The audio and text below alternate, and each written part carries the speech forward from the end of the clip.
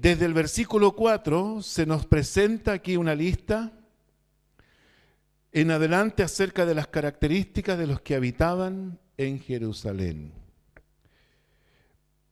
Versículo 4 dice: en Jerusalén pues habitaron algunos de los hijos de Judá, de los hijos de Benjamín, de los hijos de Judá. Habla de Ataías, hijo de Usías, hijo de Zacarías, hijo de Amarías. Pero el comentario me daba bastante luz acerca de que ellos eran guerreros. Guerreros, eran de la tribu del león, de la tribu del león de Judá. Eran personas aguerridas. Hermanos, yo no sé si usted ha visto el Mundial, ¿ha visto los partidos del Mundial?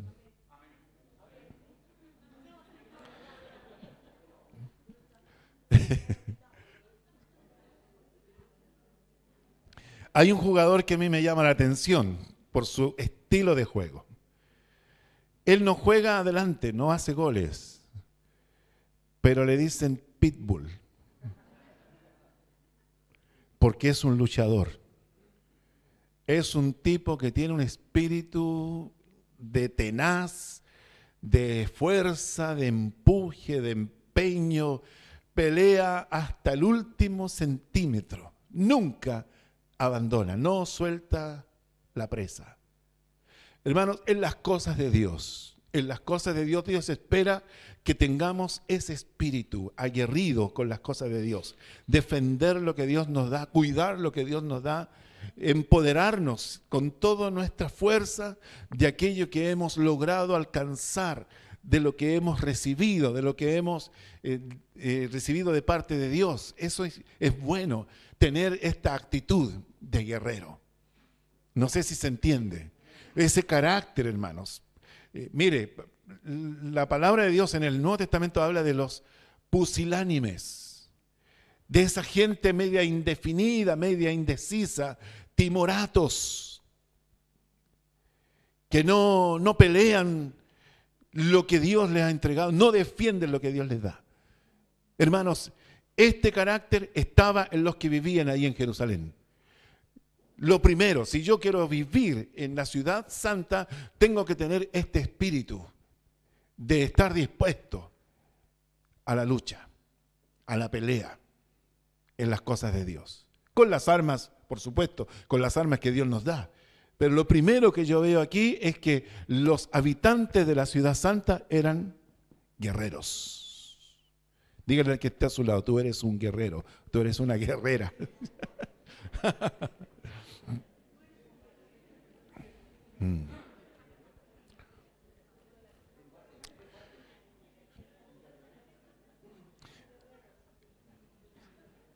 La verdad, hermanos, que usted tiene que empoderarse de esta identidad.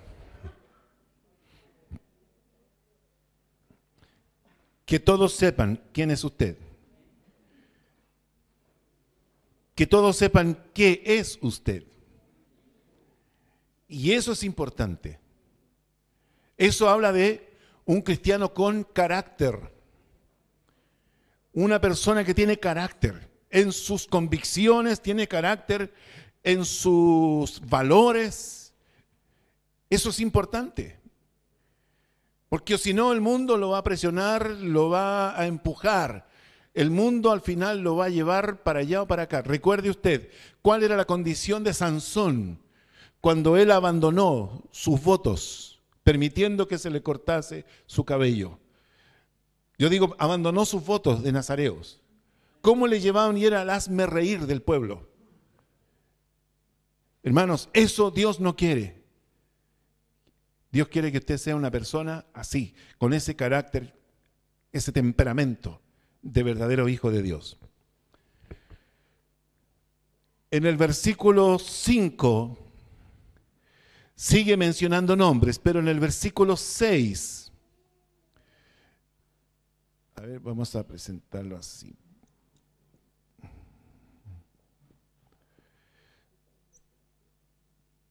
En el versículo 6 dice: Todos los hijos de Fares que moraban en Jerusalén fueron 468 hombres fuertes.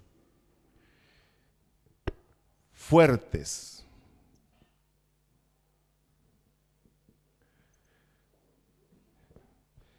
Eran personas fuertes, personas valientes, personas aptas para defender la ciudad y el nombre de Dios. Eran personas que tenían una fortaleza especial.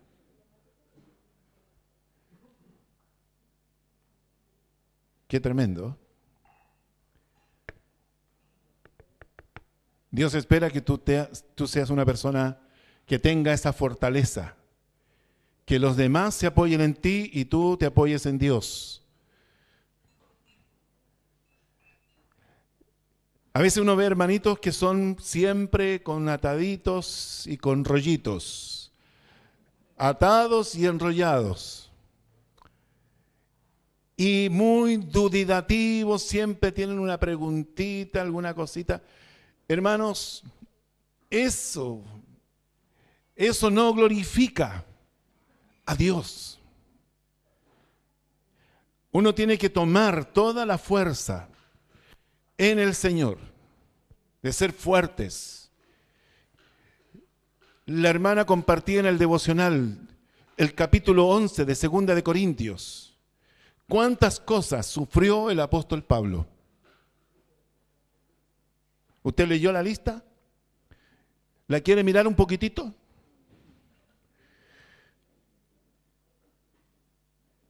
Segunda de Corintios 11.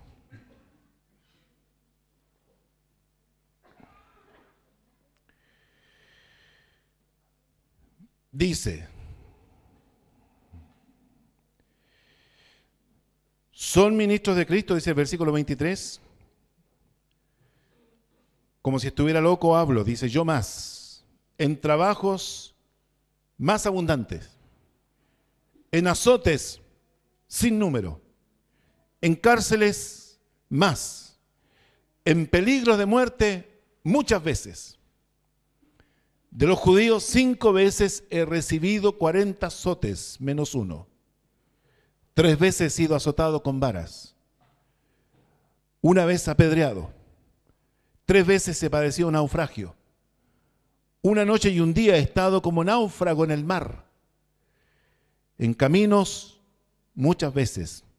En peligros de ríos, peligros de ladrones, peligros de los de mi nación, peligros de los gentiles, peligros en la ciudad, peligros en el desierto, peligros en el mar, peligros entre falsos hermanos, en trabajo y fatiga, en muchos desvelos, en hambre y sed, en muchos ayunos, en frío y en desnudez. Dígame, ¿usted está en condiciones anímicas de sobrevivir en todo eso? Dios tenga misericordia, ¿cierto? A eso me refiero, a esa fortaleza interior que nos permite mantenernos siempre tomados del Señor. Hermanos, muchas veces desertamos, muchas veces cuestionamos, muchas veces abandonamos los caminos del Señor, porque pensamos que Dios no nos ama, que Dios no nos escucha, que Dios no nos bendice, que Dios no me sana, que Dios no me provee, que Dios no me arregla el problema. Pero el apóstol Pablo tenía esta fortaleza, ser hombres fuertes. Los que habitan en la ciudad de Dios entonces son personas guerreras, son personas fuertes. Seguimos leyendo. Estos son los hijos de Benjamín, ya habla de nombres, el versículo 7, versículo 8, tras él Gabai, Salai, 928. Versículo 9 nos arroja también luz sobre las características de ellos. Joel, hijo de Sicri, era el prefecto de ellos. Y Judá, dice, hijo de Senaía, el segundo en la ciudad. Aquí estamos hablando de que eran supervisores.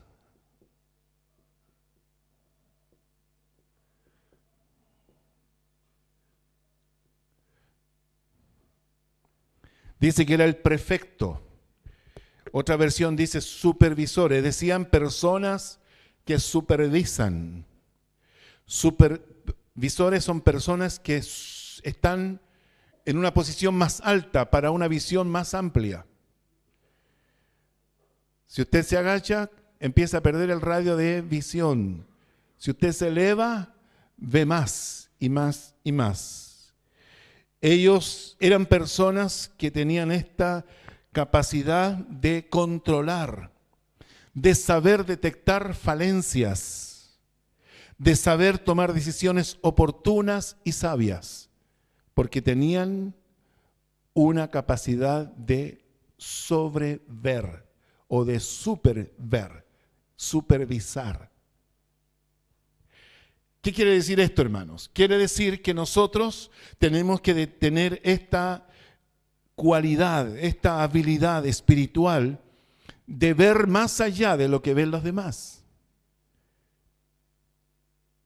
De detectar los movimientos del enemigo antes que el resto. No sé si se entiende. Entonces, hermanos, no solamente tenemos que ver, sino que ver y mirar, saber darnos cuenta, detectar oportunamente para tomar decisiones, para ser sabios, cuando detectamos falencias, debilidades, áreas vulnerables. Hace algunas clases atrás hablábamos de esto, de cómo detectar las áreas vulnerables, por ejemplo, de mi hogar.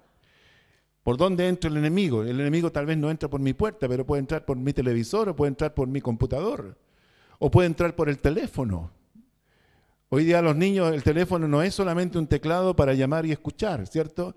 Sino que ahora los teléfonos tienen aplicaciones, tienen para el chat, WhatsApp, Internet.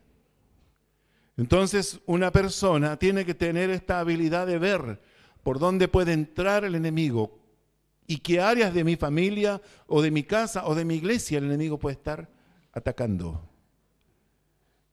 No podemos transformarnos en personas místicas que todo se lo dejamos a Dios y que simplemente oramos al Señor.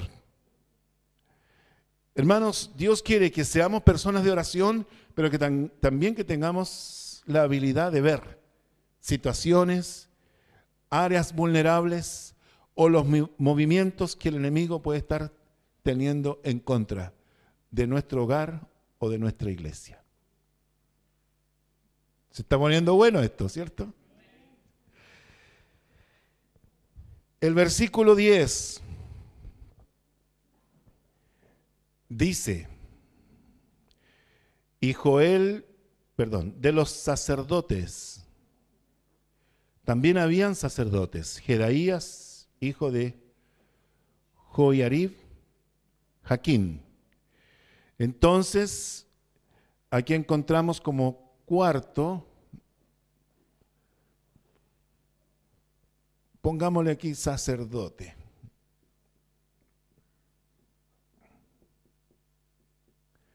Sacerdotes.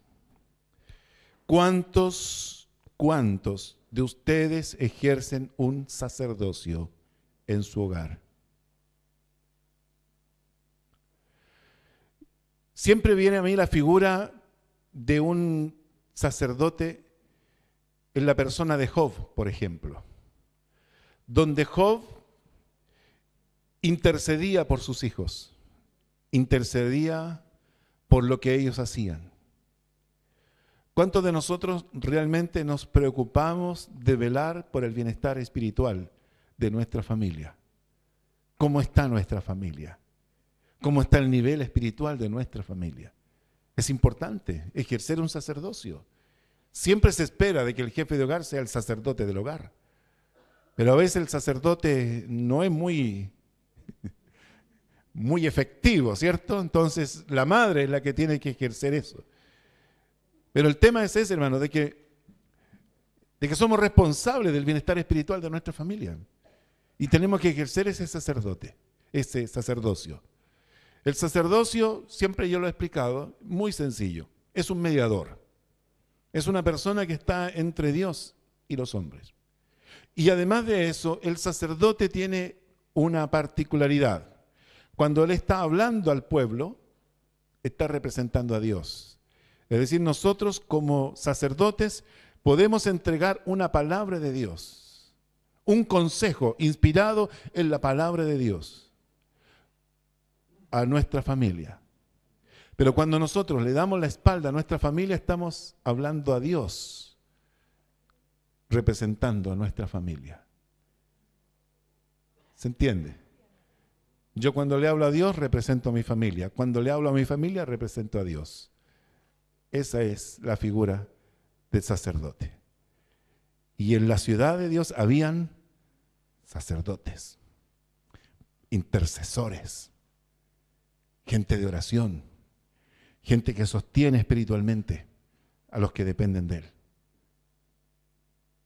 Aquí hay personas que saben pelear la buena batalla en la presencia del Señor. Interesante. Versículo 11. Quinto.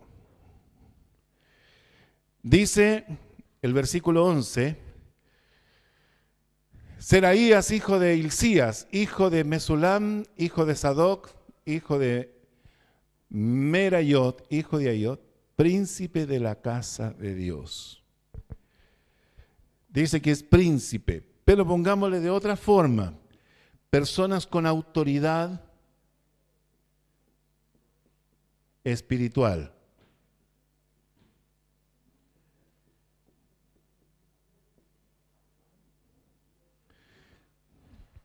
Cuando hablamos de príncipe estamos hablando de una persona importante, pero cuando hablamos de un príncipe de la casa de Dios, estamos hablando de una persona que tiene autoridad espiritual, una persona con estatura espiritual.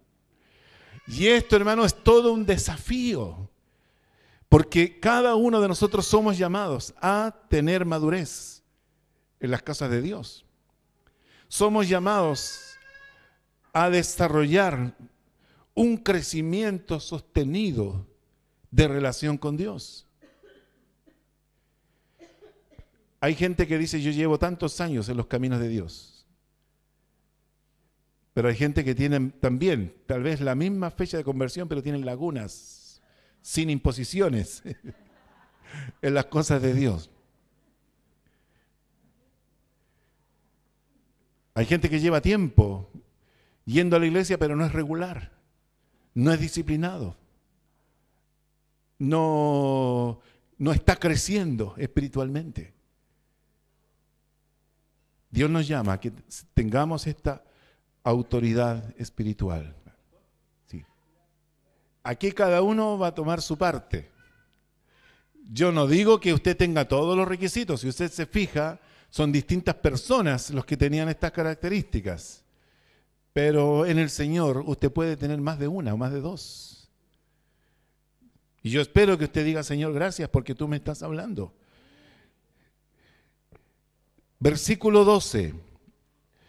Dice, y sus hermanos, los que hacían la obra de la casa, dice 822. Me llama aquí la atención esta expresión, los que hacían la obra de la casa. Número 6, entonces, como sexto, eran laboriosos.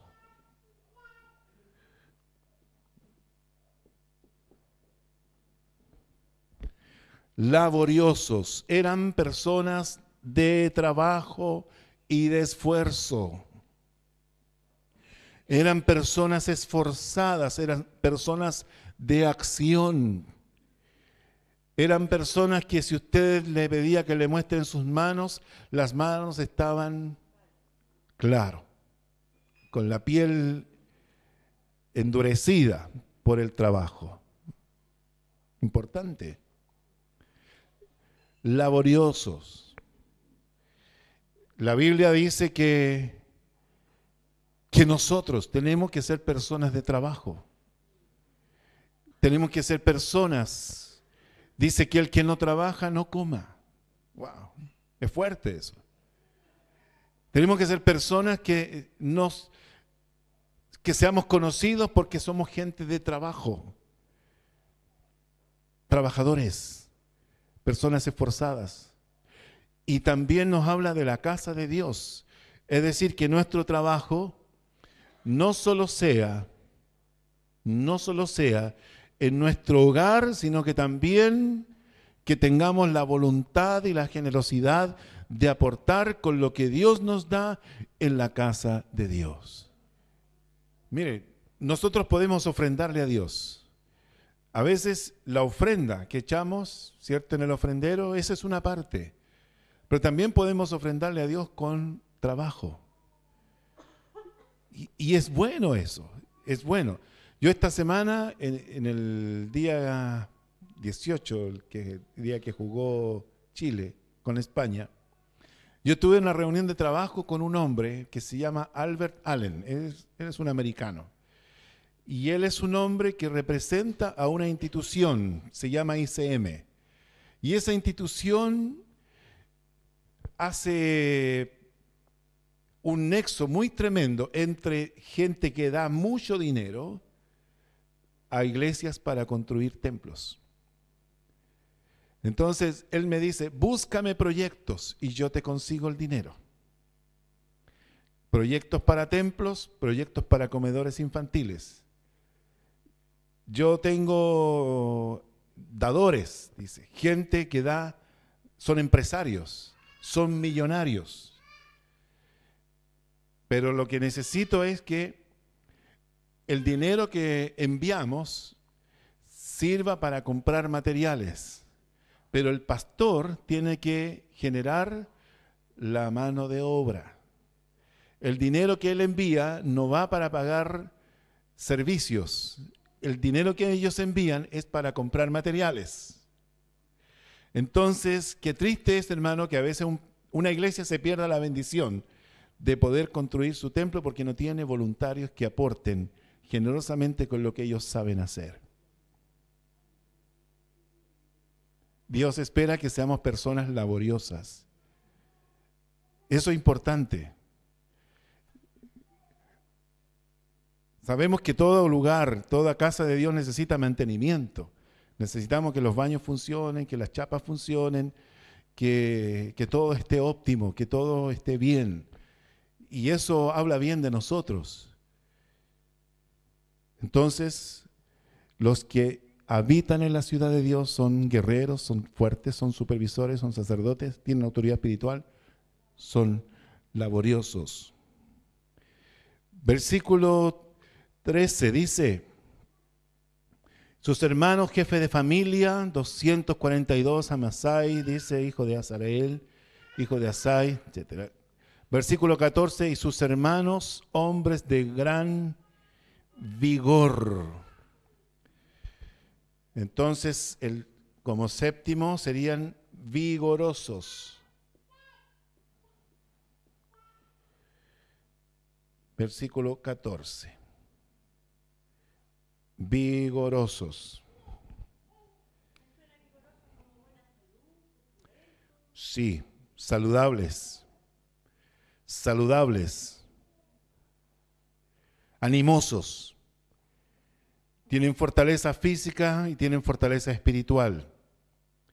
Son capaces de soportar jornadas largas sin agotarse.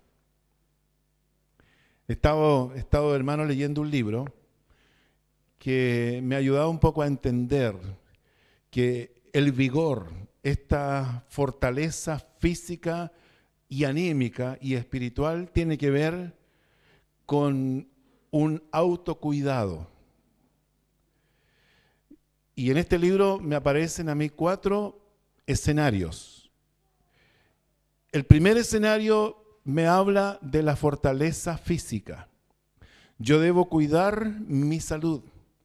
Yo debo alimentarme adecuadamente. Yo debo tener mi tiempo de descanso, tiempo de recreación y tiempo de trabajo. Debo cuidar mi cuerpo en todo el sentido de la palabra. Es decir, de mantenerlo saludable, de tener los chequeos médicos cuando corresponda, etcétera. De allí, el segundo escenario es mi salud anímica, mi salud psicológica. A veces tenemos depresión, a veces tenemos estrés, a veces tenemos agotamiento mental, a veces tenemos temores, a veces tenemos inquietud, falta de sosiego, falta de paz interior, etc. Entonces yo tengo que velar por mi salud psíquica, mi salud anímica. Lo tercero es velar por mi salud espiritual. ¿Cómo está mi relación con Dios? ¿Cómo está mi tiempo devocional? ¿Cómo está mi tiempo de congregarme? ¿Cómo está mi tiempo de oración? ¿Cómo está mi tiempo de lectura de la palabra de Dios? De esa manera yo mantengo mi vida espiritual saludable. Y lo cuarto es mi familia y mis relaciones. ¿Cómo está mi familia? ¿Cómo estoy con mi esposa? ¿Cómo estoy con mis hijos? ¿Cómo estoy en mi hogar? ¿Cómo están mis relaciones con mi pastor? ¿Cómo están mis relaciones con mis hermanos de la iglesia? ¿Cómo están mis relaciones con mis hermanos diáconos? ¿Cómo están mis relaciones con los vecinos? Etcétera. 4 escenarios. Y eso, cuando yo lo tengo controlado, soy una persona que puedo rendir, que puedo tener jornadas largas sin decaer. Puedo enfrentar cualquier situación con el mismo ánimo. Interesante. Porque a veces pensamos que solo lo espiritual, o solo lo psicológico, o solo lo físico. No, es un conjunto de cosas que yo debo velar para que éstas avancen juntas. Yo me descuido en un área y eso me repercute en todo lo demás. Entonces, para eso yo debo tener la actitud de mantenerme vigoroso, una persona de gran vigor, animoso, con fortaleza espiritual, capaz de soportar jornadas largas sin agotarme, sin decaer, sin declinar. Puedo ser de apoyo para otros, de sostén. Puedo tener una gran resistencia a las luchas, a las carencias o a las necesidades, o también gran resistencia para el trabajo. Bien, seguimos, versículo 15. De los levitas. Ahora me presenta otro aspecto. Vamos a ponerlo con esta palabra. Eran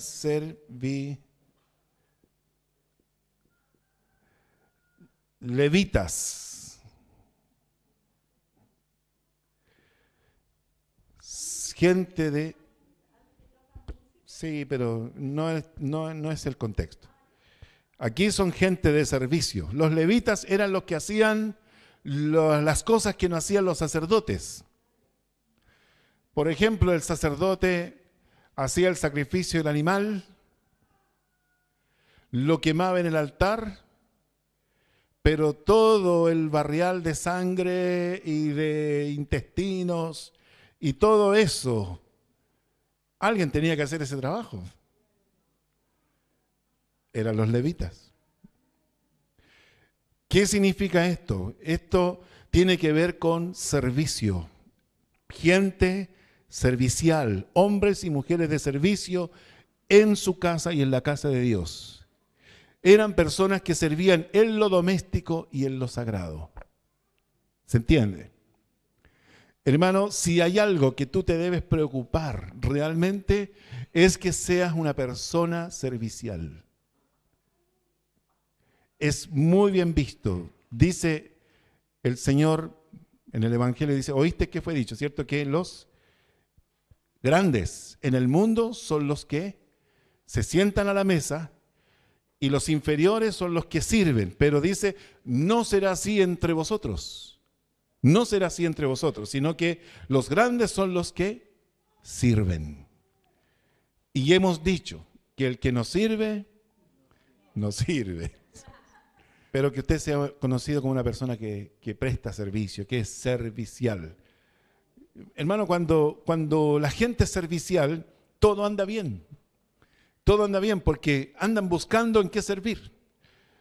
Son gente que no tiene problemas en arremangarse la camisa. No tiene problema en tomar una herramienta, en tomar una escoba.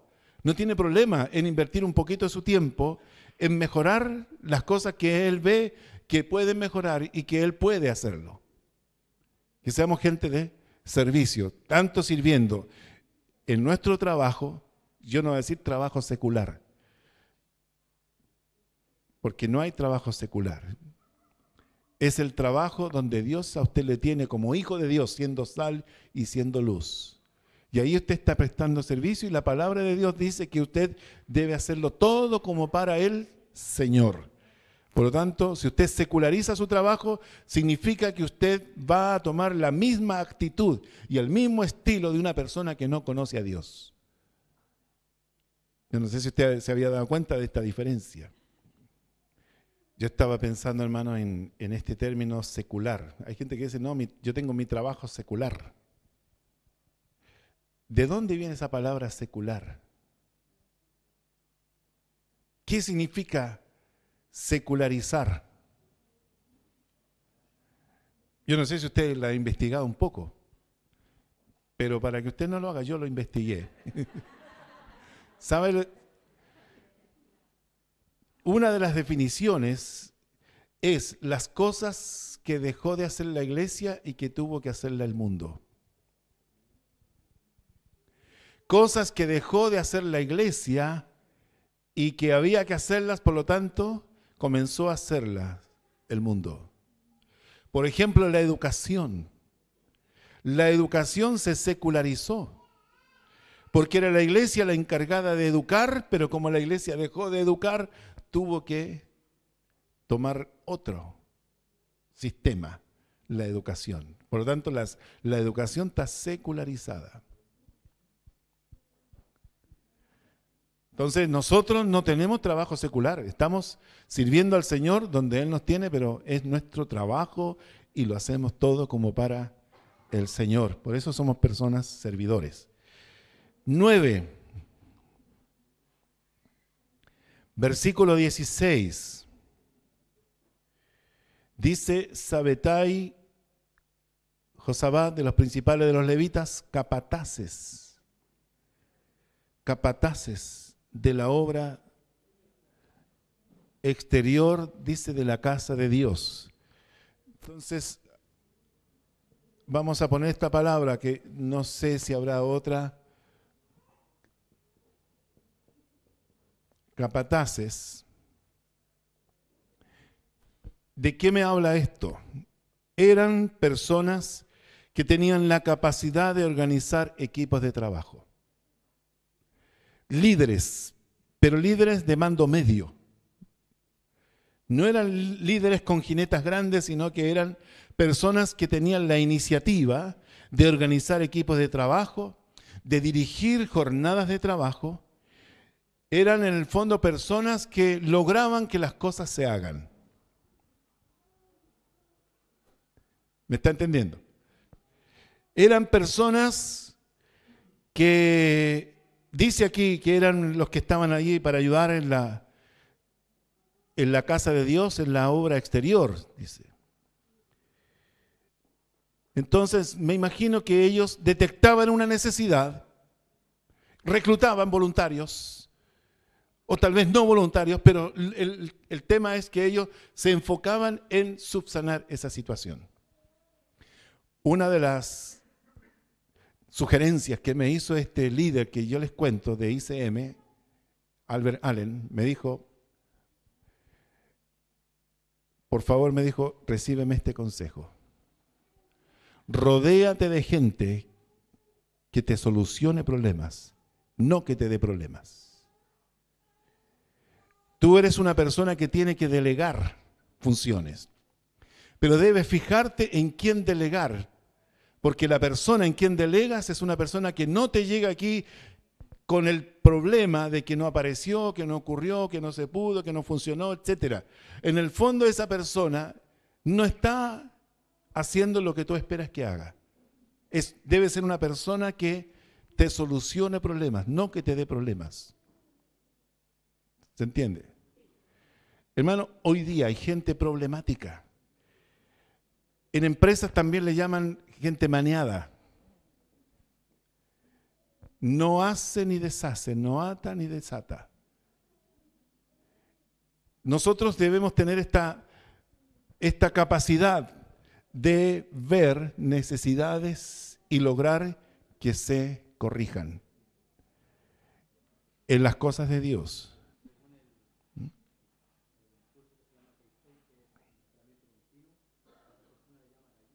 Ya, gallina.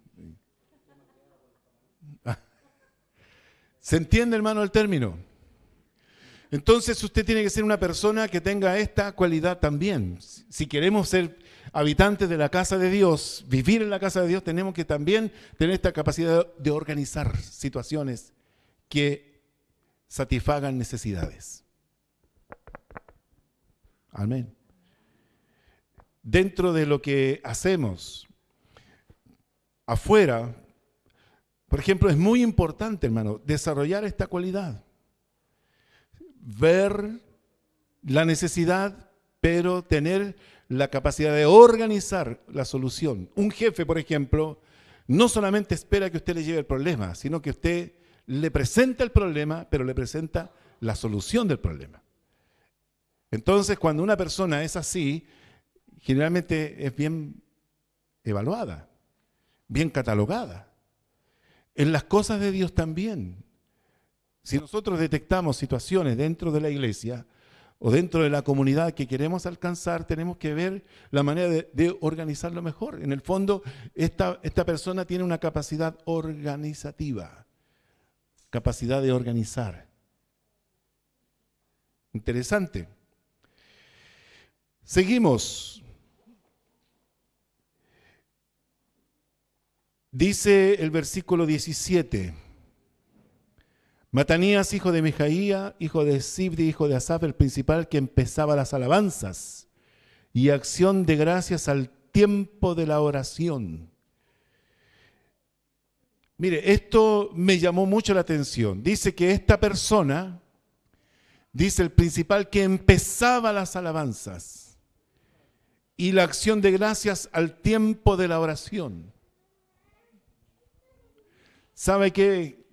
Se me vino a mí un pensamiento que creo que es muy importante, también dentro de las cualidades de las personas que viven en la ciudad de Dios o en la casa de Dios. Es de eso ser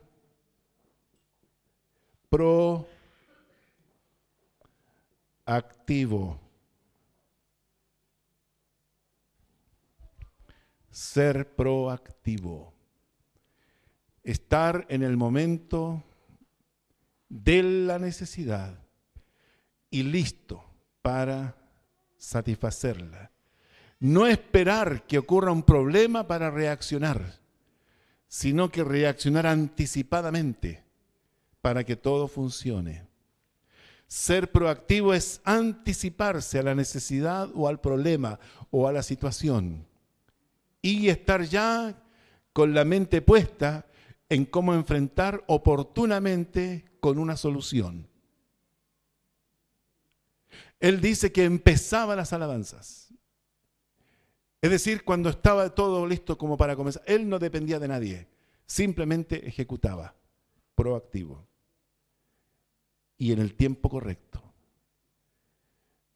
Porque yo creo, hermanos, que en toda cultura siempre hay gente que se atrasa, gente que no aparece, gente que uno piensa que lo va a hacer y no está.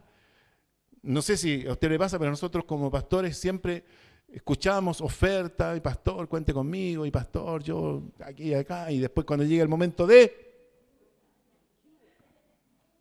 No, es que no pude, no, es que se me presentó este problema, no, es que... aleluya nomás, pues, hermano, sí. Pero eso nos sirve para conocer las personas. Pero cuando usted detecta una persona que es proactiva, sabe que esa persona no solamente tiene una disposición de decirle a usted amén, sino que también tiene esto como un honor y lo asume con responsabilidad, lo hace con gozo y se anticipa y se pone en todas las situaciones, en todos los casos. El tema es que la cosa va a salir en el momento que debió hacerse. ¿Qué le parece? Y ya se nos está terminando el tiempo. Dice, empezaba las alabanzas. Pregunta, ¿esperas que otro sugiera orar? ¿Que otro sugiera darle gracias a Dios? ¿Que otro sugiera cantar? ¿Que otro sugiera pedir la bendición? No. El proactivo lo hace, y lo hace correctamente, lo hace dentro de sus capacidades, dentro de la capacitación o de la idea que él tenga. Yo estoy hablando acá de gente que asumió voluntariamente un compromiso mayor. Y estas personas que voluntariamente asumen un compromiso mayor tenían estas cualidades. Hermanos, usted tomará la decisión. La segunda parte de este capítulo nos habla de aquellos que no vivieron dentro de la ciudad. También hay gente buena, pero que no tiene este mismo grado de compromiso o este mismo grado de fe. Por eso que esto está como en la primera parte del capítulo. ¿Hasta dónde usted quiere llegar? ¿Ser un guerrero? ¿Ser una persona fuerte? ¿Ser una persona que supervise o sobrevea situaciones? ¿Ser un intercesor? ¿Ser una autoridad espiritual? ¿Ser laborioso? ¿Mantener su vigor siempre pleno? ¿Ser un servidor? ¿Ser un capataz? ¿Uno que organice faenas de trabajo? ¿Ser un proactivo? Todas las anteriores. Se nos acabó el tiempo, hermano. Pero quiero hablarles un poquitito, solamente leerles lo que viene de la segunda lista de los que no viven en la ciudad de Jerusalén. Dice que allí habían porteros y vigilantes. Dice que allí habían sacerdotes.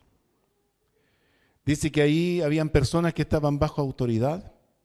Dice que ahí habían personas que asumían responsabilidades. Dice que habían personas que organizaban. Dice que habían personas que asumían administración legal, autoridad legal, y dice que habían personas confiables que gozaban de la confianza del rey. Amén. Yo quiero estar en el primero. Oramos al Señor. Padre, gracias te damos por estar con nosotros en esta hora. Gracias, Señor, por darnos la preciosa bendición de ser parte de tu pueblo, de ser parte de tu familia, de tus hijos. Señor, la decisión es de cada uno, pero creo con todo mi corazón que tú estás tocando el corazón de tus hijos a llevarlos a un compromiso mayor. Tú eres fiel, Señor. Tú sostienes, tú provees, tú suples necesidades. Tú cuidas, tú proteges, tú guardas a aquellos que dan el paso de fe. Personas que voluntariamente se declaran siervos por amor. Siervos por amor. Padre, gracias te doy por ese grado de compromiso que veo que tus hijos están asumiendo. Gracias, Señor, por aquellos que te aman y que con toda sinceridad delante de ti quieren hacer las cosas bien. Señor, gracias te damos por esta palabra que nos has entregado en esta mañana. Una mañana fría, Señor, que tal vez nos ha robado concentración, el frío, pero creemos que es una palabra buena. Es una palabra saludable, es una palabra que nos confronta, que nos desafía. Gracias te doy, Señor, por lo que hemos recibido. En el nombre de Jesús. Amén.